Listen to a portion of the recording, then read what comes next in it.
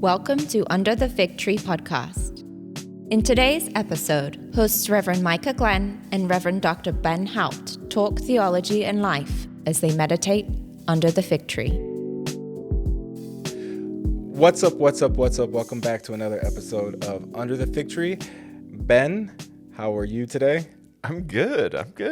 It's a nice day. Nice to be in the studio. It's a little bit later in the afternoon. We typically record in the morning, so hopefully I don't fall asleep during the episode. But I'm excited, sorta, about our guest. I would hope so. We'll jump right into it. This is a great episode. We have a special guest with us. I don't mean to say excited and not excited. I mean to say excited and anxious. That's fair. That is, so this is part 2 of an episode. So in full disclosure, having Dorothy on, whose episode is already published, and having you on, we wanted to do it in one episode, and it was my idea. And so Dorothy has been on an episode. Your schedules and me and Ben's schedules are incompatible. I don't know if your and Ben's schedules are compatible or not, but me and Dorothy struggle with that. We don't know either. Yeah, exactly. Well, our guest today is Ben's wife, Celina Haupt. How are you? Hello, I'm good. Thanks for having me. Yeah, of course. Welcome to the set. This will be fun. She's the funny one. Yeah. So along with that, there was a thing that Ben mentioned in a podcast that I thought was going to make him cooler, because he said that you all, like you and him, own a 1965 Ford Mustang, which Ford Mustang is my favorite car, 1973. I think it's a Mach 1 or a Boss. There's one in it's a fastback that's in a James Bond movie. I think it's a Mach 1. Right. And Ben was like, well, it's really yours. But you're married, so it's yours. Right. So you're cool, and by association, Ben is a little cooler. Any coolness that I have is from Celina. It's like, and that isn't setting the bar super high, because I'm still average or below average. But the Mustang does help. In my book. Thanks, Dad. Tremendously. And we were having this conversation with a coworker on cool seminarians. And it's not, so it wasn't so much cool. The conversation actually started off with nerdy. And I was like, listen, this is a theological graduate school. It's hard not to be a nerd and be a student here, at least on some level. And if you thought you weren't a nerd, you applied here and you accepted the nerdy card. And so, But don't you think, like, as a society, we've now embraced nerddom? Oh, 100%. No, there's nothing wrong with being a nerd. In the 90s, being a nerd wasn't very being a nerd wasn't very cool. Yeah. We should get a We've grown up a little bit. We should get a picture of what I looked like when Celina met me and when we first dated. There were cowboy boots and cowboy hat. Yeah, we can just send it to Dale and he can put it in right here, right now. I'll do that. Yeah. I had the full bowl cut. Yeah. I was going to say, well, you are from a particular state, but I don't want to trigger any of our listeners. That's true. They're all wonderful states. Yes. They are. We're both from Indiana. I do know that. Yeah. But different parts, though, right? Yep. Very different parts. So I'm from the Evansville area in southern Indiana, and he's from Fort Wayne. So that's about as far as you can get from each other and still be in the same state.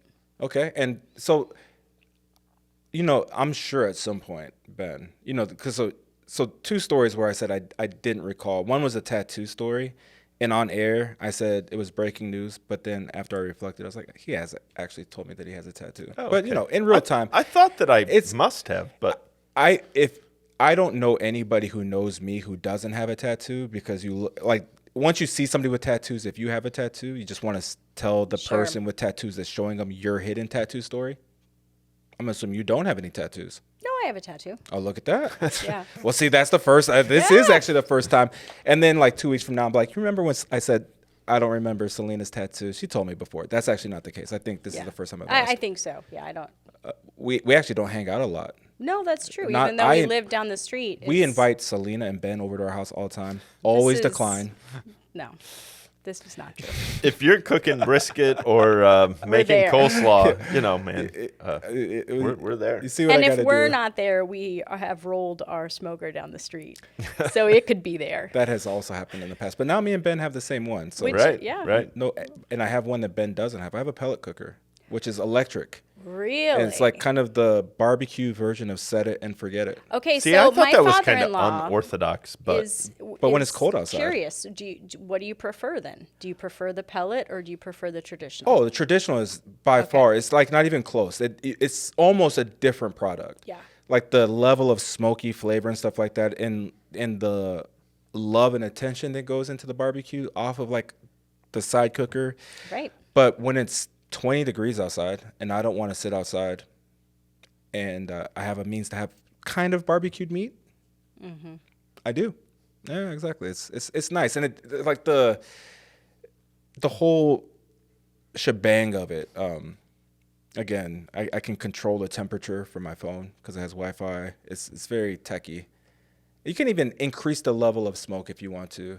It doesn't come out smoky. Yeah. It has smoky flavor to it. Yeah, you're not selling me on this product at all. But you know what? This is what I'll do. It sounds like we're going sorry camping to our sponsors. and like staying in a, I don't know what I guess a luxurious Airbnb, glamping. which is how I like to I was going to camp. say that sounds my temperature and speed. Yeah. I'll make some. We should do a taste test of like smokers and styles, and we should get the whole street involved. I'm 100% down for that. That would be super I'm not fun, sure that I want to compete with Micah. Like this would boost my No, ego so high. I mean, I like to talk your trash. Barbecue is good. Yeah. When Yeah, Micah's your not pork is around, great. I like to talk trash, but I'm not sure that I would compete. Has his barbecue gotten better since knowing me? Oh, for sure. You heard it live, everybody. To be honest, like now, I don't like to go to restaurants that are barbecue places because most of the time I'm like, it's not going to be as good. It's not as good. Yep. It's really hard to eat barbecue restaurants. Yeah. I agree. But back to the original question I was going to ask is, how did you guys meet? Well, I asked Ben, I said, is he going to ask us how we met? And he's like, I don't know, but if he does, you tell it. Okay. Because we tell the story very differently. We do. That's for typical. People that have heard it. But we met when we were 16. And coming from Indiana, we were both in 4-H. And our counties sent us to the leadership conference, 4-H State Fair Youth Leadership Conference. Look at the Indiana State Fair. Met at the state fair. And so we were 16, we met, and this is, of course, pre-internet. So we wrote letters and made long-distance phone calls where my mom would highlight the bill of how many minutes and what I owed her at the end of the month if I talked to Ben. Because there was no cell phones, there was no free But in-state calls were long distance. Yeah. For sure, yeah. Interesting. Yeah. This is where we show our age compared to Micah. Anybody outside of your zip code? Well, I grew up in a day and age before cell phones, but I don't think I had friends. Area code, not zip code. I guess I didn't call anybody in St. Charles when I was growing up in St. Louis, so it just doesn't matter. Yeah. Interesting, though. Okay. So we stayed friends, but we didn't date. We were 6 hours apart. Right. But he did come to my prom. Aw. We drove the Mustang, so that was fun. And then, she's telling the shortened version. A fast 9 years later, we were married. So is that right? 9, 8? 8 or 9? 9 years after we got, 9 years after we met. We met in 94 and got married in 03. Yeah. Right. She left out the part where we hated each other for a while. There were some years that, it was for boys sure. and girls in high school, that's just kind of how it Well, goes. yeah, you look back and it's like it was the teenagers and then it was the real Ben and Celina. So, after he went off to college and I went off to college, I went to Indiana University and you went to CU Dub, and we would just talk once a year. I would just call him and say, what's going on? Like, how are things? And he'd be like, why is she calling me? But we were friends, Yeah. And then he came to the seminary, and I was teaching in Evansville. Okay. And so we were 3 hours apart. So then, like, once a year, we'd get together and just see each other. And, and then it wasn't until spring of... Second year. Yeah, of your second year that we started dating. And about 2 weeks after we started dating, he found out he was going to be going to Oberursel. Germany. Right. So The next year. Perfect timing. perfect timing. Yeah. So that was crazy. And so you're dating when he's in Oberursel. No, we got engaged 2 weeks before. No, a couple of weeks before I left for. Yeah, about Germany. a month before you left for Germany. I proposed because maybe it was just 2 weeks. 2 weeks. Okay. Yeah, mid-September. We were planning on getting engaged while I was during the Germany year, and my dad said, "You need to put a ring on that girl's finger before you go over to Germany." It's not a bad And I was idea. like, Yeah. Dad, you're probably right. They say distance makes the And he was heart right. grow fonder, but Oh, it it makes was you a forget about the no. other person. It Yeah. was I a- remember sitting with the dean of students at the time, Larry Rockman. God bless Larry. If he's listening, shout out to him. He was a fantastic teacher and learned a lot from him. But he talked to us about that phrase, absence makes a heart grow fonder. And he said it's an absolute lie. Yeah. Especially, if you're away from each other for a week or two, Sure, that's... then absence yeah. makes a heart grow fonder. year. But he told us it was a really interesting piece of advice. He said that for military couples, he had a military background. He said for couples that when somebody goes overseas, for half the time that the person was overseas is what it will take to get the relationship back to where it was prior to going. So I was gone for a year. He said expect 6 months after you get back for it to be pretty bumpy until you kind of remember what it's like to be with each other again. And I would say, for the most part, that is true. What helped us is that we went straight to Vicarage in Boca Raton, Florida. Less bumpy. Got it. Location did help a little Boca's bit. nice. That was lovely. Warm so beaches. shout out to all of our Boca friends. You know, Yes. it's interesting. So Dorothy, you didn't ask how we met, or Oh, yeah. anyway. Well, I It's too guess late I now. knew the story, but Well, sure. at Concordia, Chicago. And you have a better memory, and you pay attention to what people say a little better than what I do. But this is part of these stories I actually didn't know. But Dorothy was doing Westfield House, and I flew to England to visit her, but also to propose. And so we were engaged for almost a year and a half. Wow. And then we got married, and then we moved into each other. So for a year and a half, it was just kind of Skype and seeing each other once or twice a month, and then we lived with each other. So and so what you're similar saying story. about the time apart we had the first year of marriage is also not this honeymoon year. At least it wasn't for us. No. It was No, like, it's my oh my second gosh, year of what have seminary. I Yeah, gotten myself into? Right. You were still speaking German. Right? I was. I got home and I was still dreaming in German when we got married. Sure. Yeah. I would say aber, when I interject but, I would a German word would come That out. didn't go well for him. I bet. Yeah. Yeah. But we made it. So I also am interested for our listeners and viewers. You didn't grow up Lutheran, I did not. and yet you were a fantastic pastor's wife, and you are a fantastic professor's wife, and you are a member of the Lutheran Church Missouri Synod. It's true. So this might be something that some of our viewers, listeners are dealing with is, what if my wife isn't Lutheran? So we can talk a little bit about the maybe some of the regulations and requirements, but I'm more interested in your experience. We have lots of stories that we tell about this as well.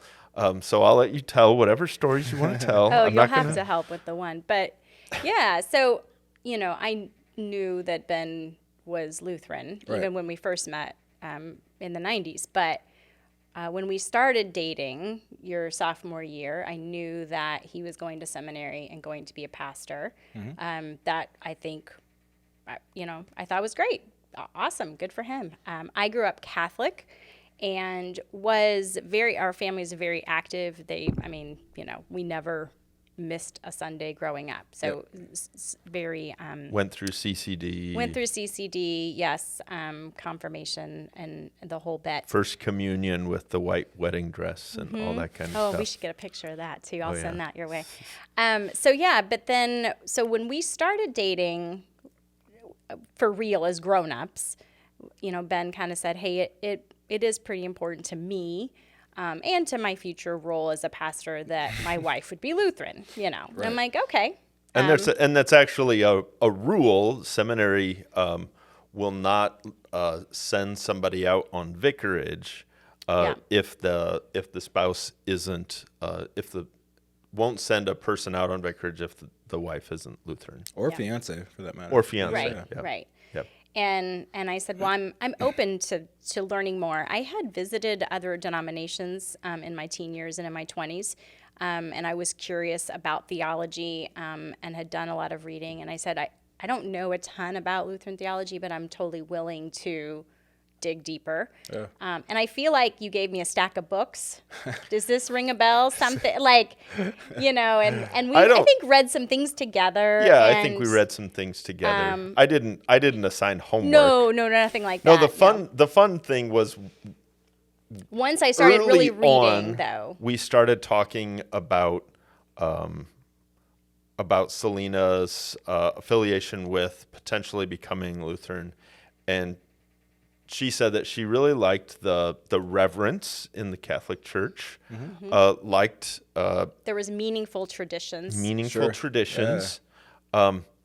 She said in her experience, and this might be just particular to some parishes growing up or whatever, not painting a generalized picture of all Roman Catholics, but she wished that there would be more focus on the Bible and Jesus.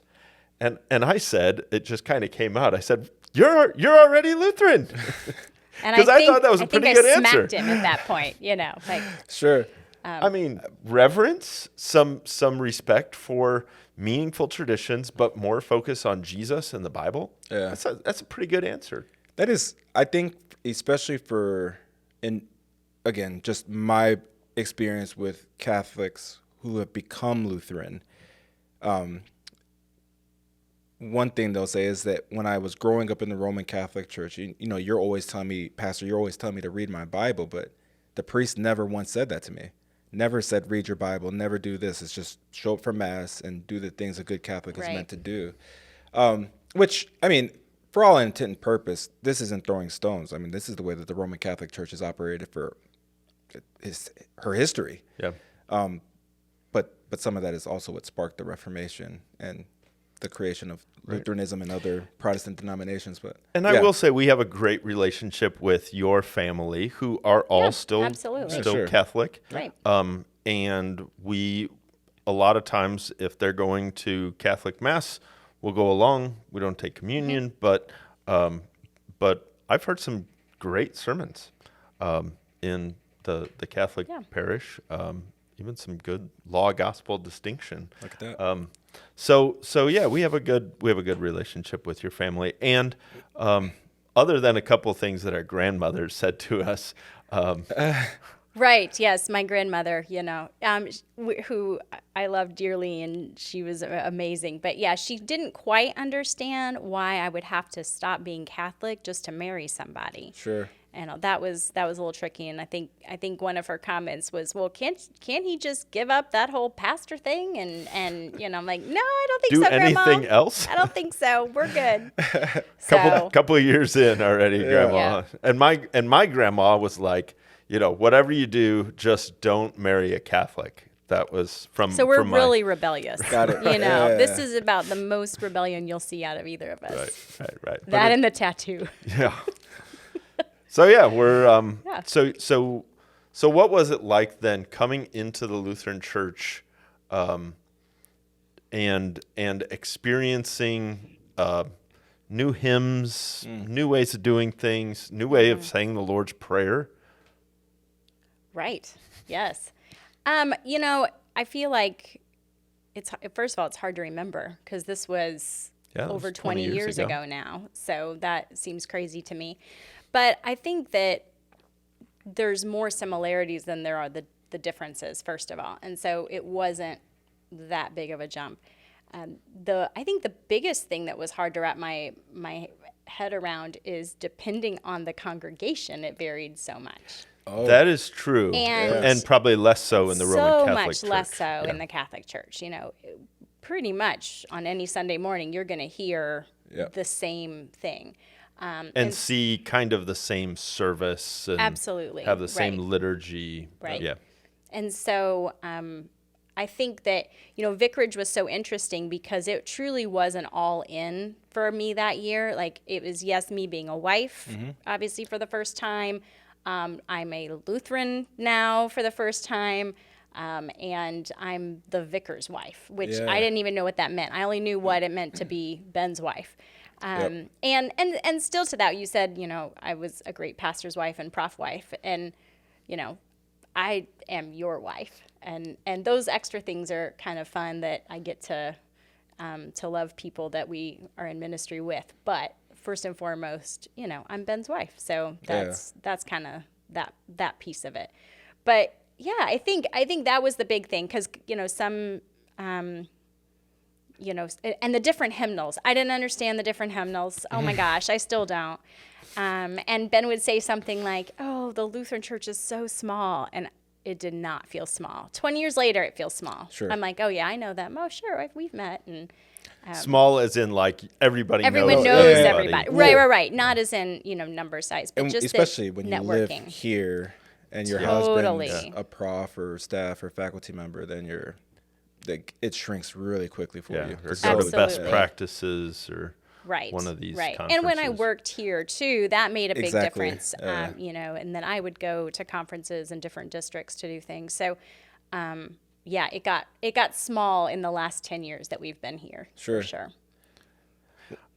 Go ahead. I also wanted to ask, I think you had a great way of modeling what's it look like to be a pastor's wife. And there are, I think, some kind of stereotypes, and there are definitely expectations out there in congregations, but you navigated that in some unique ways. Sometimes I helped mostly to keep the congregation, give the boundaries to the congregation. I tried not to tell me what to do. Tell you what to do. That wouldn't go well. So tell me a little bit about what it was like to navigate all those expectations, and I know what a pastor's wife is. It's stereotypical, this, that, and the other thing. So the good thing for me is I really didn't know what a pastor's wife is, because being Catholic, I had never met one. Not a lot of pastors' wives in the Catholic Church. I had truly zero expectations. I think now looking back, you know, I think the most important thing is knowing my identity in Christ, who God has made me to be. Yeah. And being a part of the congregation based on that, not based on who I'm married to. Sure. So, you know, there are some etiquette things that, you know, are important, like be kind to everyone on Sunday morning. You know, that's not really, of course, we should be that way. Right. But ultimately, I think just, you know, I'm going to attend church. I'm going to love the community that I'm in and be a part of it as much as I can, but that changes with the season. I used to tell, you know, some wives, the things that I would look at is, what are the needs in our local congregation, like to figure out if I was going to be a part of something. So what are the needs? Do I have a gift and joy for that need? Right. And is this the right season for me to get involved? Because when you have two babies at home, that's a whole different thing than right now when I have two teenagers. Or when we first got married, you were super involved with VBS because you had all kinds of time. Absolutely, and I loved it. Like, I was in education, and so that was my thing. Lock-ins for the youth group. And absolutely. Sure. Where now there's no way I could stay up past 11. You know, like. I struggle to get past 9. I'm not in that season. Yeah. You know, I really appreciate a lot of those answers, because it's one of those things where, so Dorothy is a pastor's wife. But I really appreciate you saying, well, yeah, those are extra things, but I'm Ben's wife. And I appreciate that view more, because it's kind of the same thing where Dorothy's a pastor's wife, and generationally, I also think that it meant something different a generation or two or beyond ago, where the world was a little bit different, culture was different, women's roles in society were different. And what I'm getting at is that Dorothy is a pastor's wife, but then people would say, hey, do you think Dorothy would do these X, Y, Z, X, Y, Z? And how did you respond? Oh, I would always say, ask Dorothy. Exactly. Don't ask me. Yeah. I'm not going to sign her for anything. I think I might have signed up Celina for something early on in their marriage, and I learned quick that I could do it that way again, but I didn't really. But it was not a wise move. I had a slight benefit over you, is that Dorothy's a professional church worker. And originally, they would ask her to do things that she was both theologically and professionally trained to do. And it's like, well, I'm not saying that she won't do those things because she went to school and she loves doing them, but also recognize that she went to school for those things. And like for her, it could come off as work, but it doesn't sound like you're going to give her a paycheck. And I'm not saying she's here for a paycheck, but dignity and respect go a long way for relationships, both from our end, serving a congregation, and then also back. And so people will say, do you think Dorothy would be up for those things? And it's like, if it's one of those things that for her is like a no-brainer, I'm like, yeah, just ask her. But then people were like basically saying, well, you go ask Dorothy to do this thing. And the answer is no, I won't ask her to do anything. Well, I have to ask her to do stuff already, and it's a limited quota. And I'm only going to ask her for the things that I need to ask her to do. Right. Well, and it goes both ways too, right? Exactly. So like if people would come up to me and say, oh, would you tell Pastor da-da-da-da-da, okay, I will forget. And that's what I would tell them. I would say, you know what, why don't you just call and leave a message, because I am so worried with everything going on, I'm going to forget. And that sounds so important, and I don't want to forget that for you. Right. And because, in the course of a day, they tell me that on Sunday, and then I don't remember it until 2 weeks later, if at all. So it goes both ways. Like that I would not be his secretary. He would not be mine. And and I wouldn't want you to sign me up for something never either, right? So part of that was just we were both new to ministry and we were new to being married. Right. So and vicarage, you want to get all the experiences in that year. Right, so we did so much on vicarage, like he said, VBS, and I led a musical production because they asked me to, which was a joy, and I loved it. But it was an all-in year for sure. My answer for when somebody would come to me and say, Pastor, we'd really like for your wife to be a part of this. We feel like that would really be meaningful. My response back was always, I'm your called pastor, and you can definitely. You have called me as your pastor, so I have a responsibility to you. You're also paying me full time. But as far as my wife goes, you haven't called her. And so I would ask them, is this an expectation that you expect of every woman in the congregation? Oh, sure. And sometimes the answer would be... Sometimes it was, we'd love everyone to come. We would love every single woman in the congregation to consider being a part of the women's ministry or something. And then I'd say, well, in that case, extend an invite. But extend her the invite along with all the other women. Yeah. But if it was, no, this isn't something that we expect of every woman, I would say, well, I would ask that you would treat my wife as a member of the congregation. Right. And then for me is where it comes down to the joy in the season. Because if it brings me joy, and a lot of things bring me joy, I loved being. I don't want it to sound like we tried to get me out of doing anything, because I actually loved being in both of our congregations. Yeah. I loved the people. I loved the ministries. Mm-hmm. I was very involved in both of them. But it was important for me to think, is this going to bring me joy? And do I have the time in my current season? That way, I didn't end up depositing little pieces of resentment. Sure. And so I wanted to be able to be clear about knowing that I'm saying yes to this, and that's my choice, and here's why, and I feel good about it. Yeah. And so whether that was VBS or leading the women's retreats, or, I could say, yeah, this really does bring me a lot of joy, and I want to do that. And using gifts too, right? Every Christian should think about what am I called to do, and should think through what do I love doing, what do I feel like I have some obligation toward doing, but what gifts do I have to offer? So Celina was a drama major and education in college.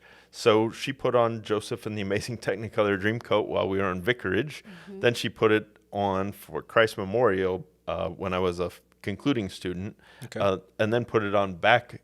And not because I made Boca people. again. Everyone just kept saying, would you? And so, yeah, that's kind of so how that it was happened. her way. She doesn't embroider stoles. No. She's not really into I like can't stained sew glass anything. making. I can't. There's a lot of areas I am not talented or gifted in at all. Sure. So and baking, that was maybe one of the most disappointing to congregation is like when they would ask me to bake something, I was like, I love you, but you really don't want me to bake anything. And She's my gotten much kids better at can baking. vouch. Like I'm a great cook because I Sure. can experiment and be creative. But if I have to follow a recipe, it is doomed. I can't bake. So I apologize to both of my previous congregations, and I've gotten no better. Thanks for the compliment, but it's not I'm true. not sure that's. You just made homemade bread the other day, and it was fantastic. Okay, that wasn't too hard. But yeah. But yeah, in general, if it's like follow detailed instructions, Sure. that's No. that's not ripe for the picking. That's leave it on the All tree right. for Yeah, some. there we Yeah, go. it's true.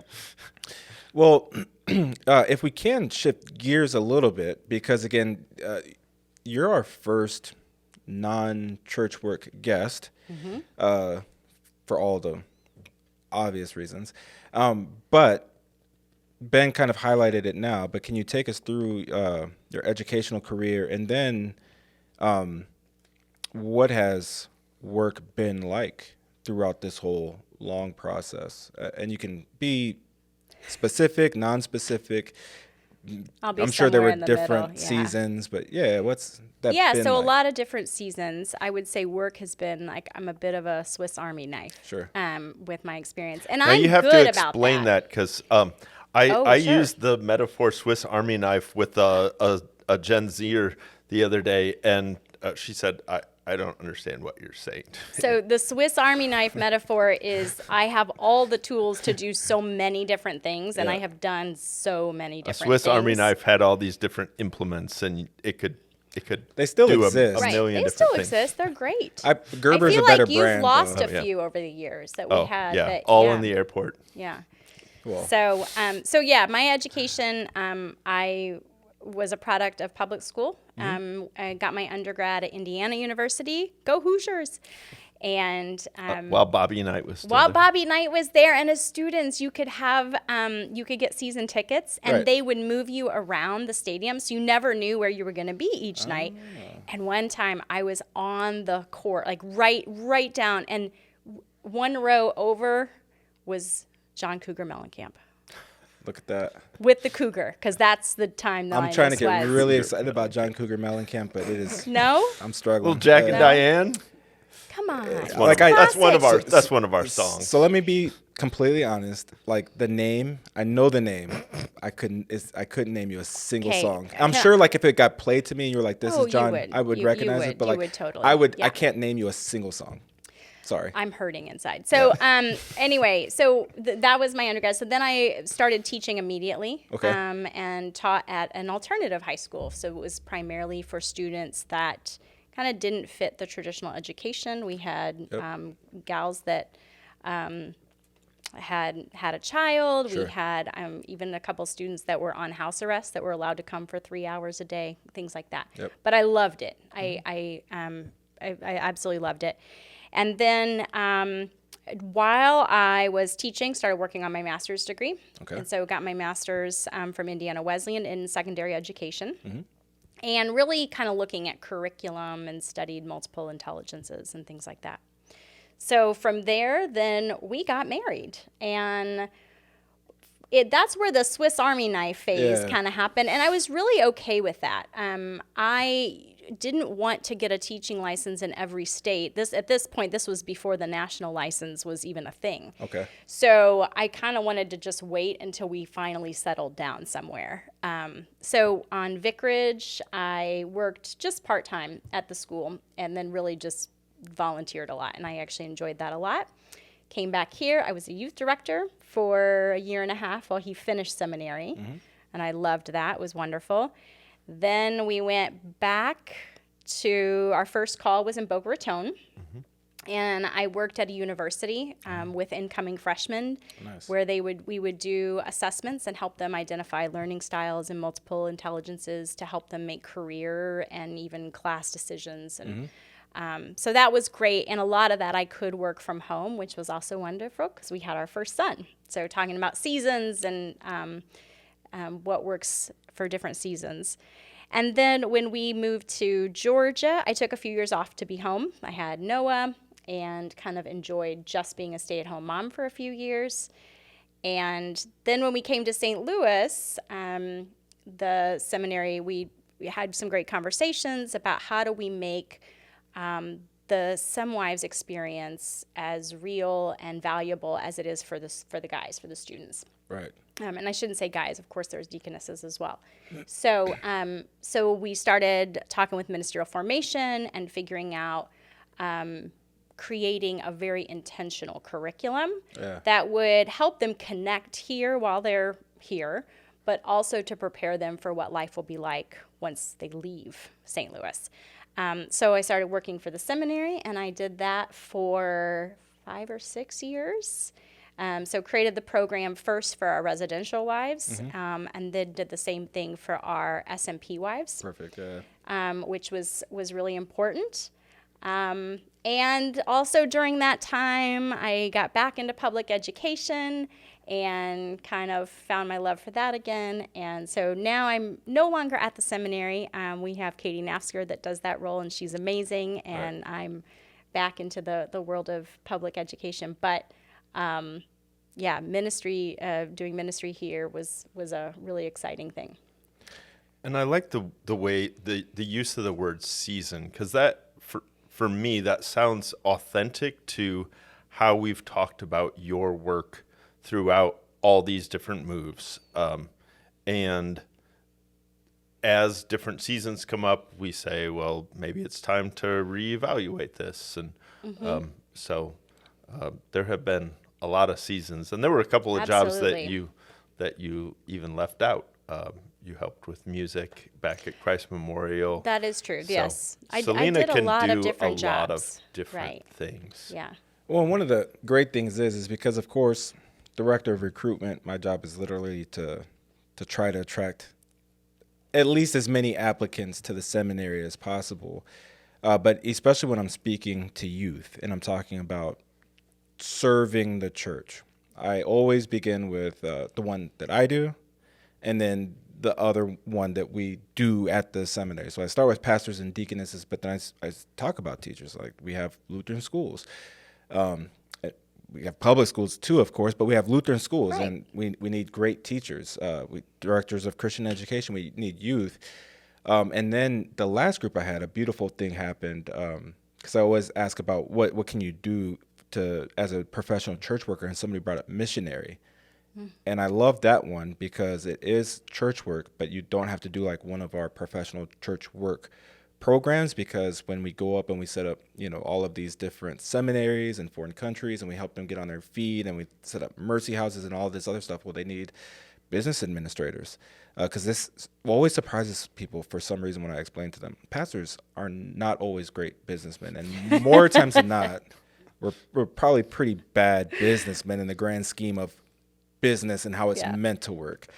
But nurses, there's the whole breadth of things where you can go and you can do a secular type of education, but still use that to serve the church. I don't know if I'd call her, well, she's just a friend now, but it's a young woman that grew up in my congregation.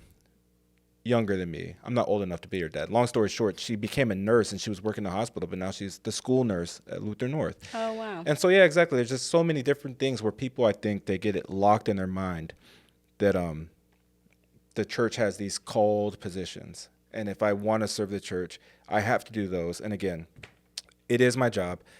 You should consider those at the very least. But you might not have a gift for any of the ones that we offer, but you can still serve the church through a great variety of ways. And I don't think when you were talking about what you did, aside being married to a pastor, is a beautiful demonstration of that.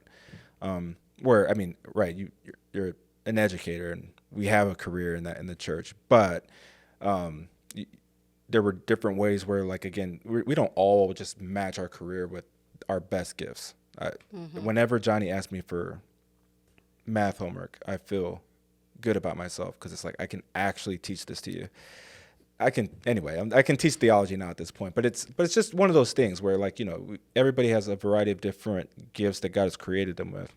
And there's so many different things that we can do and use and serve. And I didn't know. So I didn't know that there wasn't, like, maybe there was a Seminary Wives Association when we were first here. So you came back. I graduated in 16.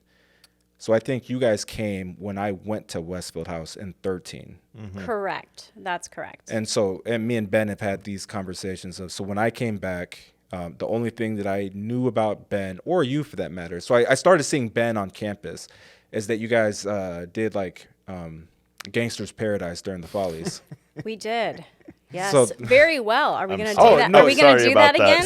Smashed it, by the way. Listen, I forced him, like, and I keep saying, "What are we going to do for Follies?" He's like, "Nope." But now I know, I mean, yeah. I don't know about anybody else that was there. I was a fan. I thought that was one of the That's also probably out on YouTube somewhere, right. And I'm sorry about that. I will say this, that when Ben asked, when he was trying to recruit me to come work for the seminary, I mean, that's an image I had in my mind, so take it for what it's worth. Is that how he tried to recruit you? But I did Gangster's Paradise. Come on. You got to come work at the seminary. Remember Gangster's Paradise? That's exactly how it went. I put a hoodie on over my shirt and tie. But when I see now, especially when in the daily announcements, the courses and things like that are really intentional, really specific. I just don't know that I was aware that you kind of created and were the brain behind that. And I just think it's a great thing because, again, we had our experience, but especially for somebody who didn't have themselves church work in their mind, they fell in love with this boy and he decided to become a pastor. And what does that mean for me? Right. Well, it can mean a lot of different things, and navigating that can be challenging. I think it's such a great thing that we have. Tell us a little bit more about how it works. You said curriculum, which sounds a little bit like required, and tell us how the SemWives classes work. Yeah, so everything for the gals that we offer is totally optional. Mm-hmm. And sometime you should have Katie on because she could go into great detail too. But really, there's different things that we do. So some are just connection events to just help gals get to know each other, especially the other ladies that are in the same year class as their husbands, because you're on this journey together. Yeah. And so we want you guys to have those connections. That's really huge. And then, the classes, it's not like I'm going to teach you how to be a pastor's wife. It's not anything like that. It's much more, it's like the first one is just transitioning, like transitioning to the seminary. Like, what does that feel like? And how is the move gone? And how can we support you? And, all of those things. We do the DISC assessment, which is, I don't know, do the guys still do that one? Yeah. Yep. It's a personality assessment that... Yeah. Yep. So we offer that, and then we have a husbands and wives event for that, so they can talk about their personalities together and what does that look like for their marriage. So they're much more about, we're just trying to help gals get to know each other and how God's wired them and what that's going to look like during their time at the seminary and then afterwards, so that they can be successful and happy in their family.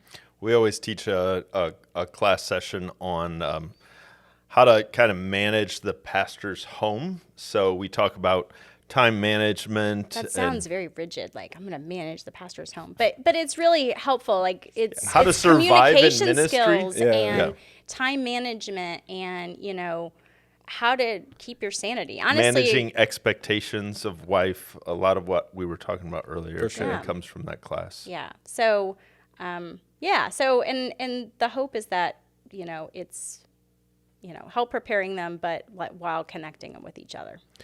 I also want to ask about kids and what it's like to bring a family with kids. But before we go there, I want to talk just briefly about your experience as a seminary wife, because when you were a seminary wife, we didn't have kids.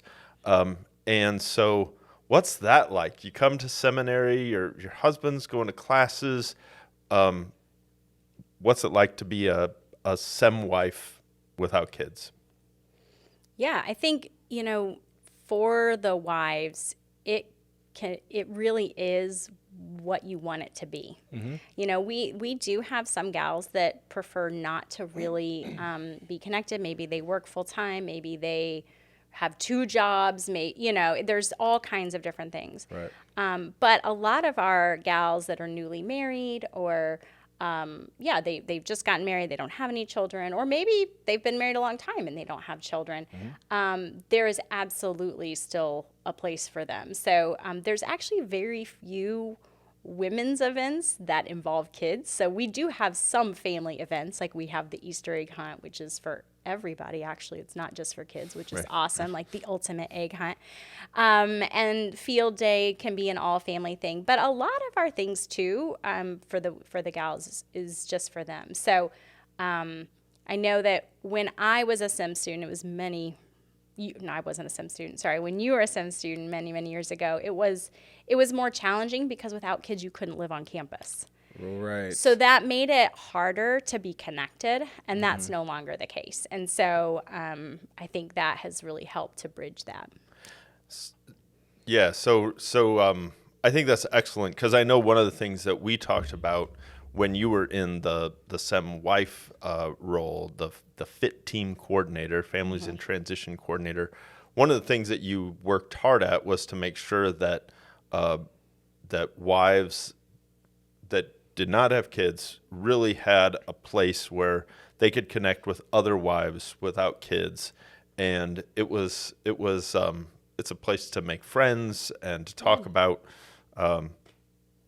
where they're at in life. And man, if a couple gets pressure to have kids when they first get married from their parents and stuff, getting into a congregation and not having kids can be an overwhelming experience. So it's nice to have other people in similar situations, and that is one great thing about seminaries, that there are a lot of people in very similar situations. Right, absolutely. Yeah, but it can't, like we have a very beautiful community at CSL, and if you just look at the space we have, 72 acres, where it's located, what the campus is and all that other stuff, and then you put it within like the greater context of St. Louis, but it is still kind of a community unto itself.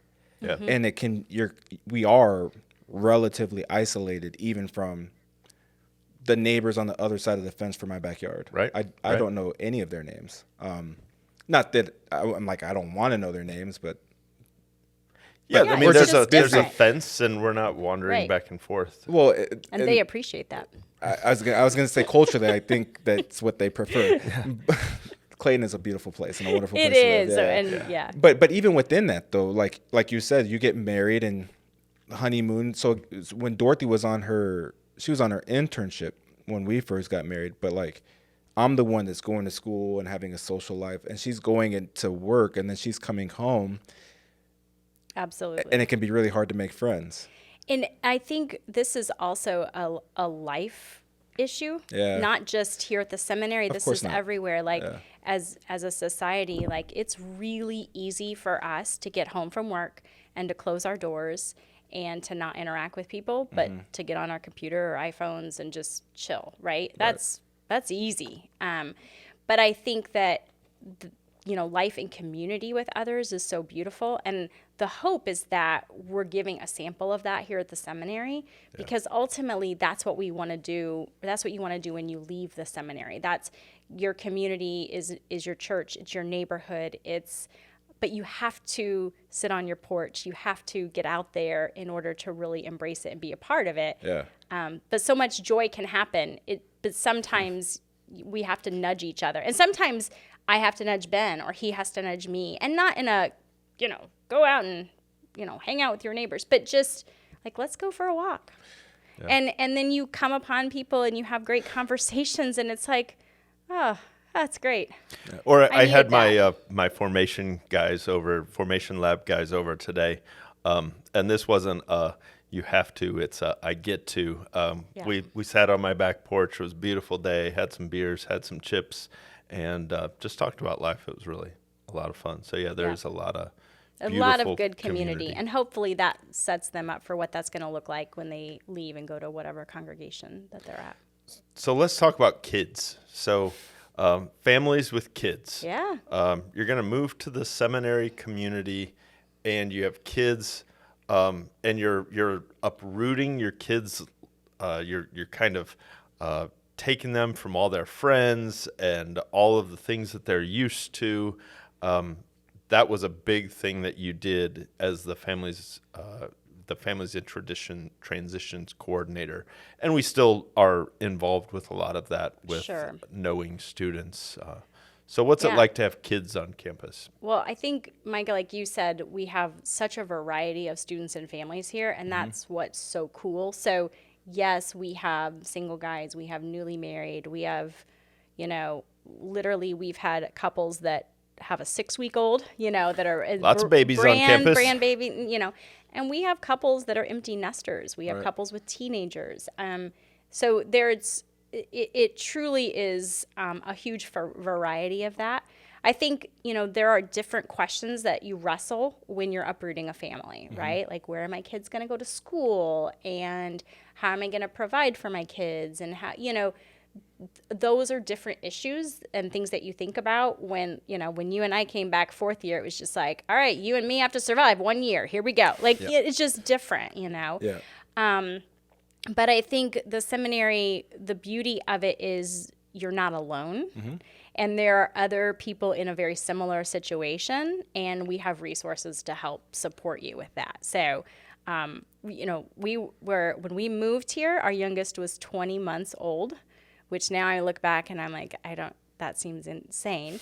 When we moved here to be here to be a professor, or for you to be a professor. Noah was 20 months. Right. That makes a lot of sense now that I'm putting it in. Right. Yeah. Spectrum of life. Noah's grown up. At that point, hanging out with the other moms with toddlers and supporting each other. We had some years that we had a gals lead music time for the preschoolers and that sort of thing. To now, our kids are teenagers. Right.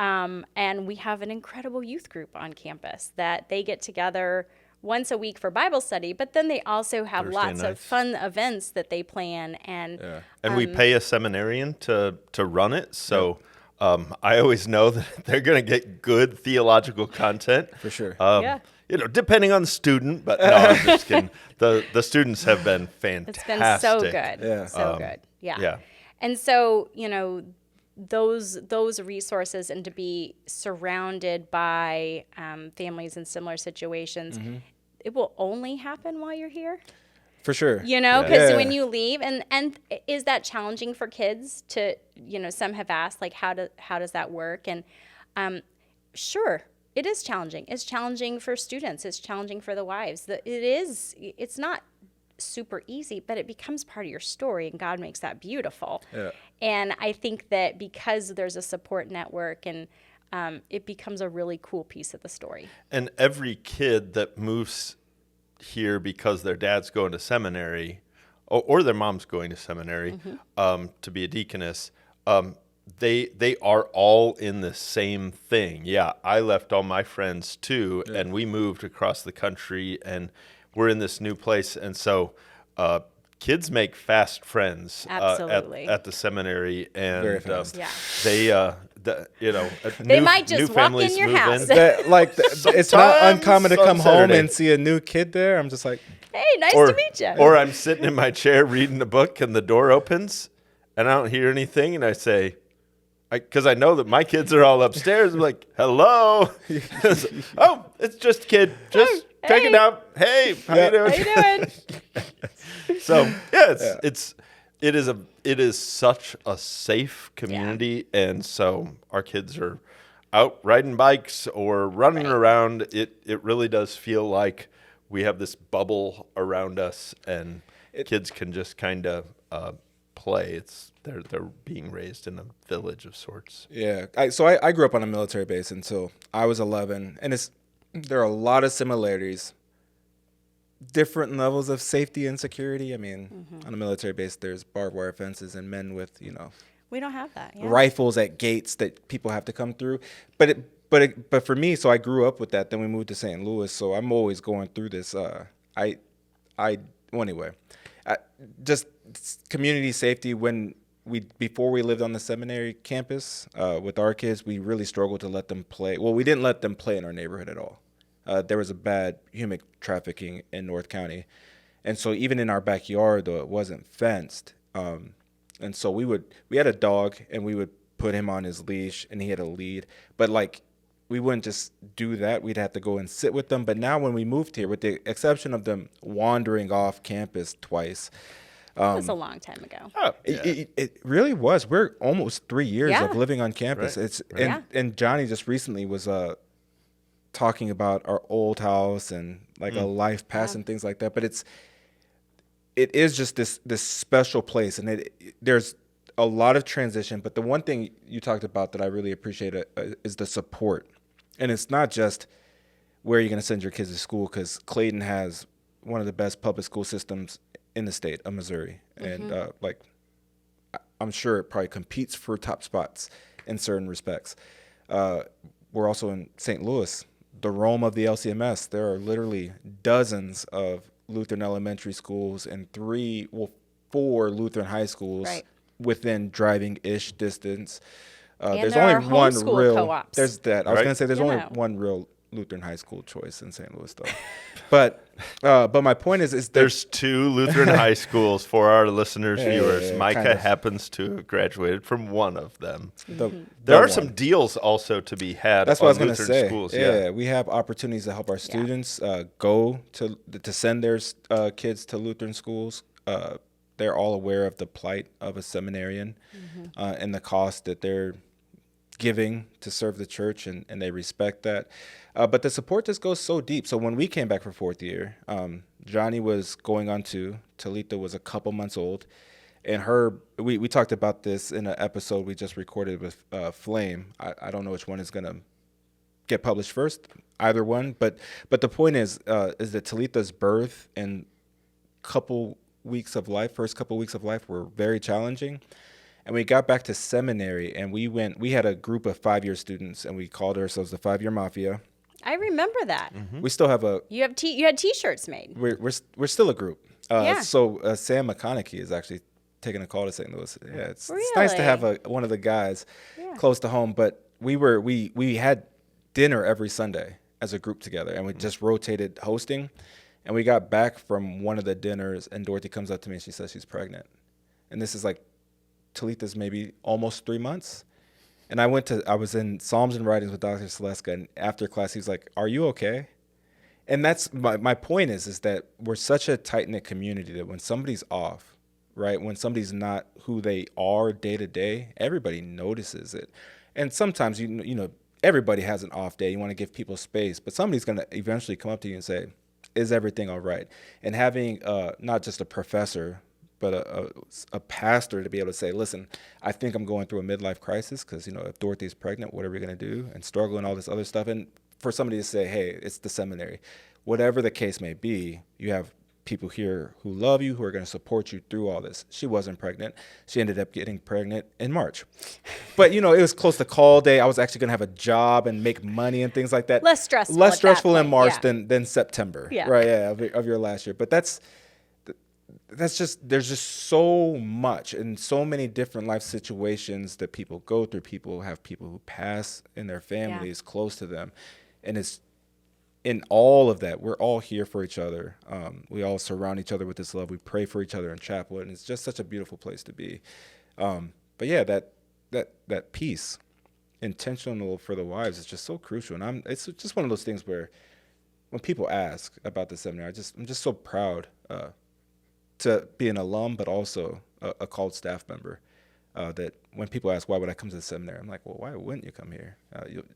It only exists for the 4 years that you're here. Yeah. And then it's back to the real world. Well, a friend of mine just this week on Facebook wrote, remember that one time when I went on a 4-year vacation to St. Louis and had some pictures. But the coolest part of it was all of the people that she connected with during those 4 years and their comments. Wow. That, you do connect in such deep ways through that shared experience. And yeah, it's really cool.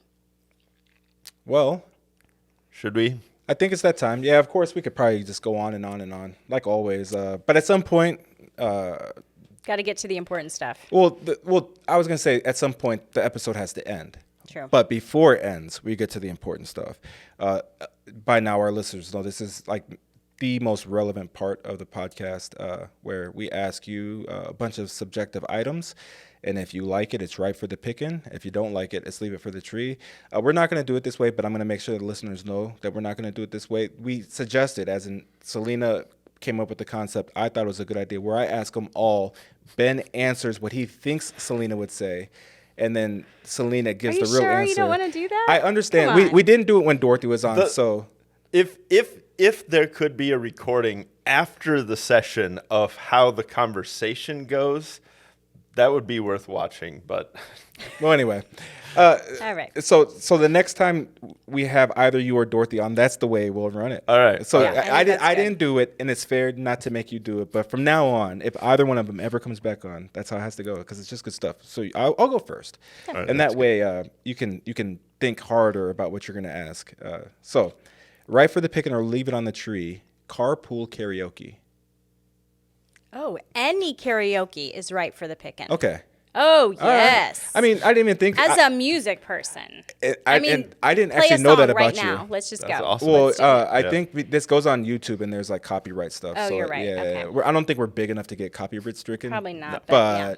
But are you familiar with carpool karaoke? Sure. Oh, okay. Yeah. All sure. right. Yeah. I don't think we can be demonetized, because I don't think we are monetized. Oh, I don't think it's so some copyright things aren't just a matter of being demonetized. Yeah, it's being they can take our episode off the YouTube, and we don't want that. Yeah, not at all. No.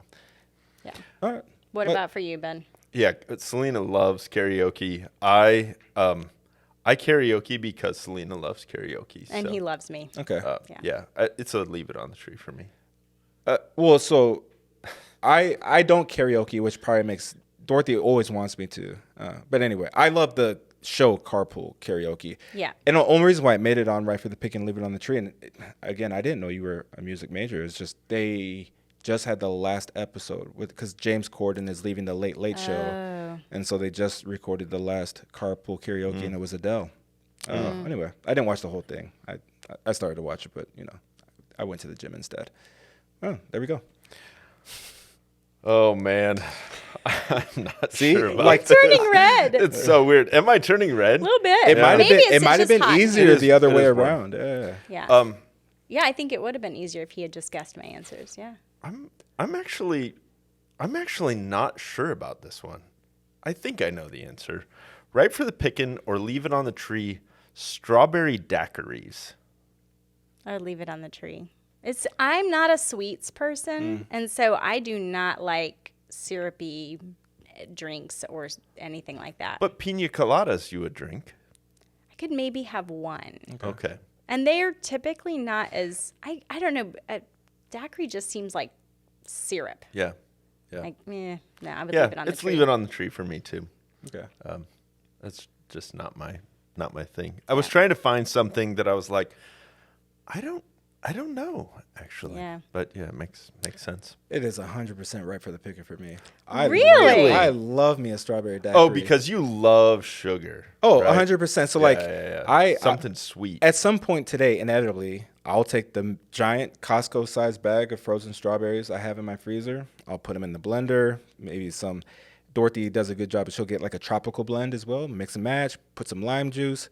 There's no alcohol in it. Yeah. Spin it around. But in the Dominican Republic, there was like a nonstop pina colada or strawberry daiquiri machine. Sure. And it's just a nice little, especially like on a warm summer day. Yeah, give me a daiquiri any day. And you can always add a little of your favorite spirit to it should you want to make it less sweet. But yeah, they're delicious. I suppose if you're making it with real fruit, that is would a probably be different better. thing. Yeah. I'm thinking primarily like Artificial the flavored syrupy, syrup. sweet, Oh, yeah. I like just can't do weird that. red number 40 Well, kind of. But leave that on the even- It's going to tree. give me Yeah. like ticks Yeah. and stuff. But like Make me it's- nervous. well, it would be hard with fresh strawberries, I Twitch. think. But like with the good frozen, yeah.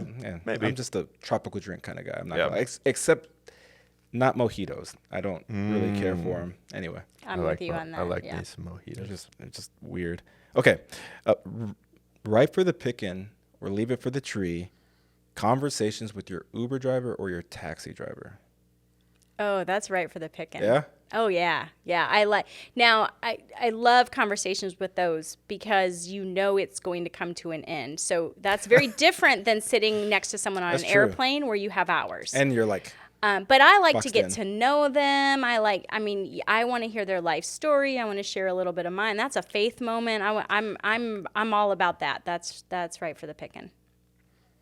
Yeah, it's right for the picking for me He too. lets me talk. I'm not sure that I want to get to know their life story, but I'll ask people. Like I do enjoy talking. I typically will try to take the conversation toward cryptocurrency because every Uber driver He's that right, I've he does. ever ridden with is into cryptocurrency. And I think it's because they're on the Uber The app. truth is, he they're just does up the with- conversation with crypto to anyone that will listen. this is true. So this is not about taxi or Uber drivers. This is anyone. Bitcoin has been right for the picking or leave it on the tree. I'm sure, many more times than you can It's count. all right. It's Yeah. fine though. Yeah, I'm good that's with a it. good. That's a good question. I'm sorry, Micah. Yeah, No, that it's, just came it's up. again, my main issue with Bitcoin is I didn't believe in it when it was $1, and I'm very salty. And I get that. I get I don't have to buy an entire Bitcoin, but even partial Bitcoin, I'm just not getting what I would have had I bought it for $1. Sure. No, that's today. true. But think of it as Do you see what he does? How he in sucks 10 us in? in 10 years Maybe. you'll think back and think, man, I actually could have bought Bitcoin, a part of a Bitcoin, when one Bitcoin was worth 30,000. That's actually I don't think it's just not real. Anyway, we'll keep going. Neither is money. Well, Go this ahead. is also true. Do you talk to Uber drivers?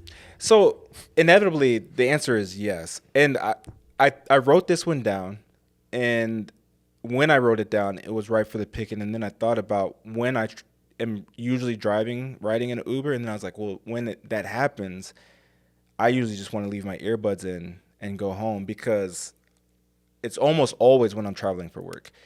And I always try to leave as late as possible to get to the place, as in which means I'm usually leaving to get to like a 5 o'clock flight. And so at 3 o'clock in the morning, I don't want to talk to anybody, And that's fair. not even Dorothy. And then I also travel back, so I'll stay for the length of the conference. And if I can come home the same day and not have to get like an early flight the next day, I'm back in at like 1 a.m. And usually I just don't want to talk to them then either because I just want to go home and go to bed. Yeah. But like if I catch one and it's 3 o'clock in the afternoon, yeah, I'm all for it because I love people. I don't love everything about people, but people are very interesting. In a different life, when I had a different set of skills, I might have been a sociologist, but it's not real science, so why would anybody do that? But yeah, sometimes their stories are interesting. Then people tell you something like, I'm a little sad that I asked about your life. but I have this little nugget now, and it's, everybody has a different life and different things, and some people go further to the edge of life than others. But this one guy was convinced he had like an algorithm for betting on fantasy baseball, and he was like, it's all about combinations and permutations, which is not something that ordinary people talk about. I was like, are you a math major? He was like an engineer, and turned Uber driver, AKA fantasy baseball gambler.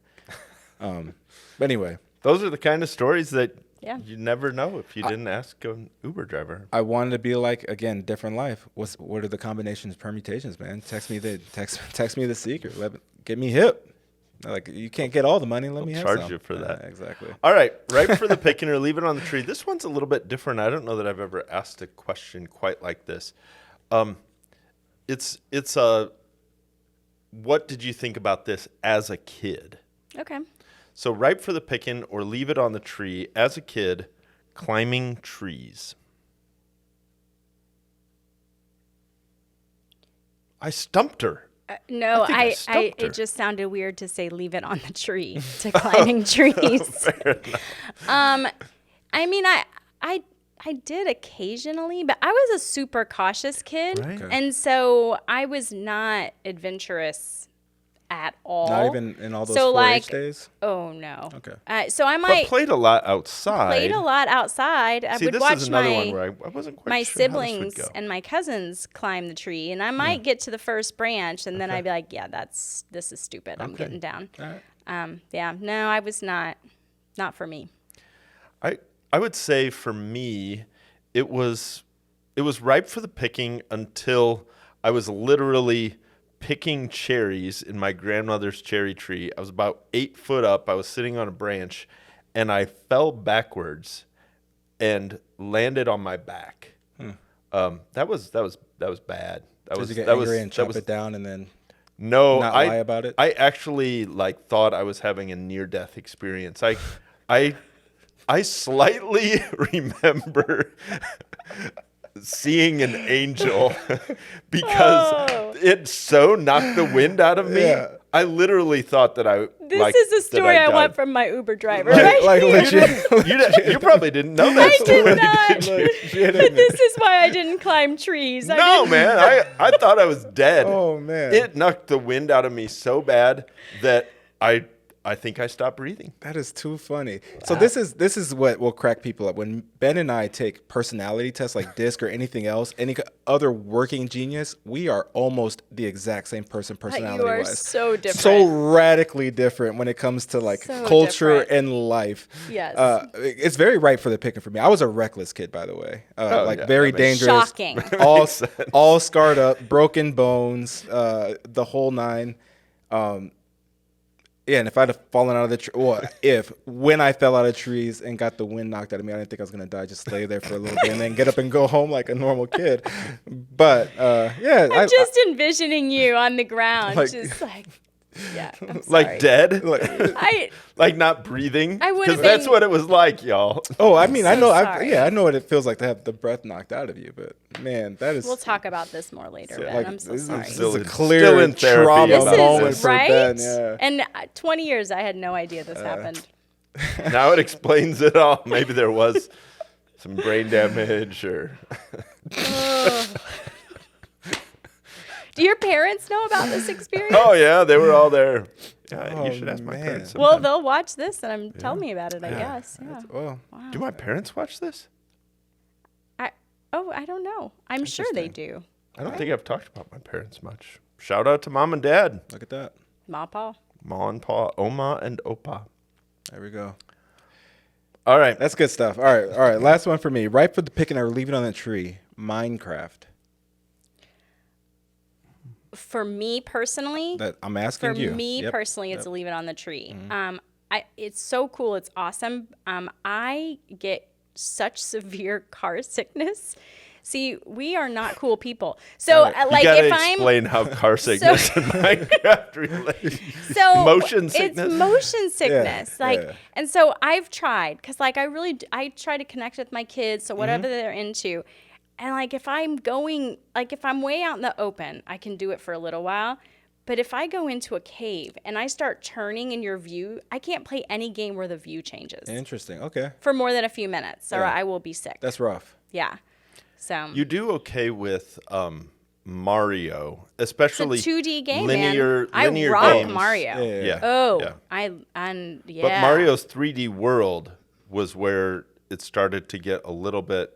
I don't remember all of that. I like the original Super Mario. Yeah. Super Mario 3 is my favorite. Oh, the Tanuki suit. Yeah, man. Dynamite. Right? Yeah. It's so good. Yeah. Yeah. Well, Minecraft is 100% ripe for the picking for me. I love it. I could play Minecraft. It is the most stress relieving thing. To try to go find diamonds deep down in the cave. Yeah. I could sit on Minecraft for hours and hours. Over Christmas break, I must have played, I don't know, hours and hours. He and the kids will Minecraft. log on and they go somewhere. I don't know. Sometimes the kids log off and I'm still playing. Hey, Yeah. it's all right.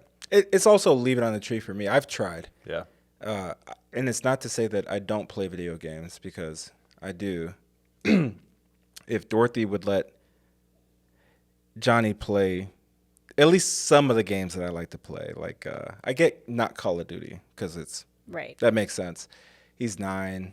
His brain is still forming and all the other stuff. I think my kids are pretty good about knowing the difference between video games and real life.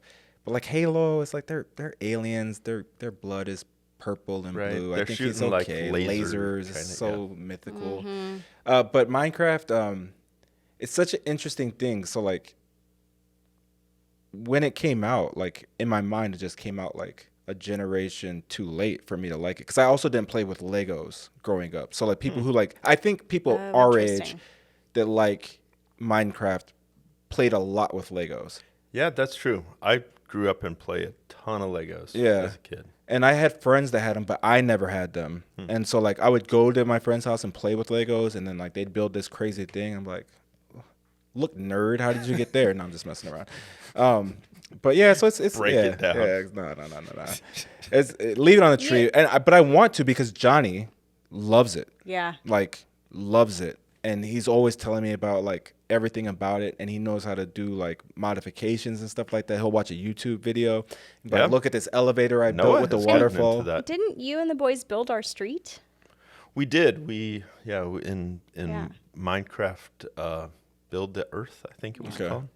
So yeah, I've tried, and every once in a while Johnny will convince me to sit down for an hour, but like after an hour it's like, all right, Johnny, like my ADHD is telling me to do anything else. Buddy, I love you. Have a good night. So, but yeah, all right. That's one for me. And then All right. I don't know. You guys might laugh me out of the room on this one, or it might just be the most nothing burger silly thing. I love how you preface I all know. of your all of your questions. Ripe for the picking or leave it on the tree. Dark mode in apps. Do you know what I'm talking about? Yeah. Yeah, I don't care.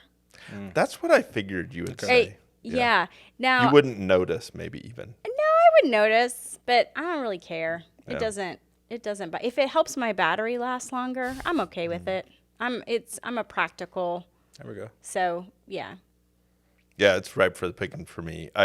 Any app that has dark mode, that's where I'm going. Do you always keep it on dark mode? 100% all the time. Really? Same. Love dark mode. 100%. Really? 100%. Yeah. Dark mode is Okay, I'm going to pay more attention right for to the picker for me just recently, and I can't remember what I was doing, but I was doing it in dark mode, and I was like, I think this might be easier if I turn dark mode off. I was in Word, and I turned it off, and it was a little bit easier, but I was like, what is life? Yeah. And I put it right back on. I was like, I'll just struggle with doing it in dark mode. It's so much more than It's so much non-dark mode. easier on your eyes. I Oh think. yeah, my phone is forever on dark mode. Really? I don't. Yeah. Yeah. Everything's dark mode for me. I'm not gonna Yeah. pretend. Yeah. Evernote. Yep, for sure. Dark That's right mode. for the picking. I leave it on the tree. Right. Dark mode Oh, Yeah. all day, every No. day. Notes. Well, Yep. maybe I should do that. all Now day, I every feel day. like I should give it a week and try it. Cryptocurrency prices, dark mode. Yeah. Oh, so yeah, on my phone, on my Mac, 100% dark Yeah. mode. Yeah, once iOS Okay, came out with it. And all does it apps have- improve your have battery dark life? mode, though. I don't think it has any. For me, I don't even think about battery life. Yeah, But I it don't. should, right? Maybe. Theoretically, It if could. it's It probably using puts less out a little light more- and less little less energy, light, yeah. then Yeah, not all apps do it, and it doesn't. I mean, you don't want it on like Netflix and stuff like that. Right. But yeah, it's all about, for me, it's just user interface and usability. And I mean, we stare at screens for a long part of the day for work. Yeah. So like now when I do play video games, I play with blue light glasses because Yep, me too. in my mind I'm still very young, and I have I a probably filter. am still very young in my mind. I'm not very but young. We and are that's not why- very young. That's why I have glasses. Bang. And we're okay with Yeah. that. Well, Hey, this has been fun. Yeah. I didn't dark mode. That was a good one. You didn't, that didn't need any preface. Yeah, I you thought didn't that was need solid. to Yeah, that was good. Be more confident about Like- dark mode. Like cherry You're good. trees aside, Ben, you are cool, at least in my book. I was like, I don't really understand why they're laughing, because they're like really getting a chuckle out of this. And it's like, Listen, I thought I was gonna die. And then I was like, but you're here oh, now, right? They're laughing with me. Yes, yeah. I thought it was jokes. Anyway, Celina, Oh, one it's thing so we like much to fun. do is before we sign off officially is ask our guest for a piece of advice for our listeners. And so you can, I didn't prep Celina for this one. but I don't need prepping. It's Oh, fine. so it's usually like if you were gonna talk to a seminarian or a deaconess or a teacher, and if you were gonna give them one piece of advice before they pursued that career, but just kind of going along with the flavor.